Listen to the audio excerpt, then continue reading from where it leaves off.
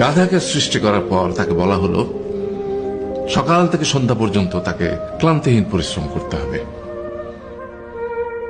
সারা জীবন তাকে পিঠে ভারী বোঝা বইতে হবে, খেতে পাবে শুধু ঘাস, আর তার মাথায় কোনো বুদ্ধি থাকবে না। তার আয়ু হবে 50 বছর। গাধা করজোড়ে সৃষ্টিকর্তাকে বলল, আমি এত বছর বাঁচতে চাই না, আমাকে 20 বছর আয়ু দেওয়া হোক।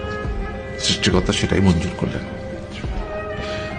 কুকুরকে যখন সৃষ্টি করা হলো তখন তাকে বলা হলো যে সে হবে মানুষের সবচেয়ে বড় বন্ধু, কিন্তু সে খাবে মানুষের উচ্ছিষ্ট, এবং তার আয়ু হবে 30 বছর। কুকুর সৃষ্টিকর্তাকে বলল, আমি এত বছর বাঁচতে চাই না, আমাকে 15 বছর আয়ু দেওয়া হোক। সেটাই মঞ্জুর করা হলো। এরপর বানরকে বলা হলো, তুমি শুধু গাছের এ ডাল থেকে ও ডালে ঝুল খাবে এবং নানান রকম ফন্দি ফিকিরি করে মানুষকে আনন্দ দেবে, তোমার আয়ু হবে 20 বছর। বানর বলল, আমি 20 বছর বাঁচতে চাই না, আমাকে 10 বছর দেওয়া হোক। সেটাই মঞ্জুর করা হলো।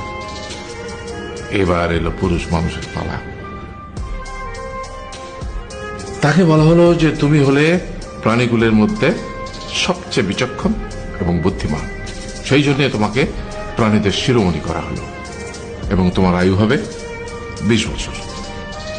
তখন পুরুষ মানুষ বলল, করজোড়ে বলল সৃষ্টিকর্তাকে যে 20 বছর আয়ু অত্যন্ত কম, হে প্রভু, আমাকে ওই গাধার সে যে 30 বছর আয়ু চায়নি সেটা আমাকে দেয়া হোক, ওই যে কুকুর 15 বছর ফিরিয়ে দিয়েছিল সেটাও আমাকে দেয়া হোক, আর যে বানর 10 বছর নেয়নি সেটাও আমাকে দেয়া হোক। 20 বছর অত্যন্ত কম, আমি দীর্ঘদিন বাঁচতে চাই। সৃষ্টিকর্তা সেটাও মঞ্জুর করলেন। তারপর কি হলো? সেই থেকে ছেলেরা পুরুষ মানুষ হিসেবে বাঁচে 20 বছর, তারপরের 30 বছর সংসারের বোঝা পিঠে করে বয়ে বেড়ায়, সেটা কার মতো? গাধার মতো। তারপরের 15 বছর সে তার ছেলে মেয়েরা যা দেয় সেই রকম ঠিক কুকুরের মতো উচ্ছিষ্ট খেয়ে বাঁচে।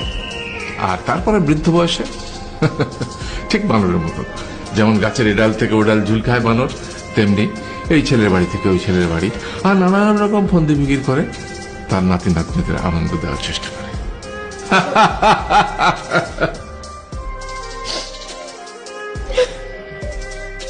আরে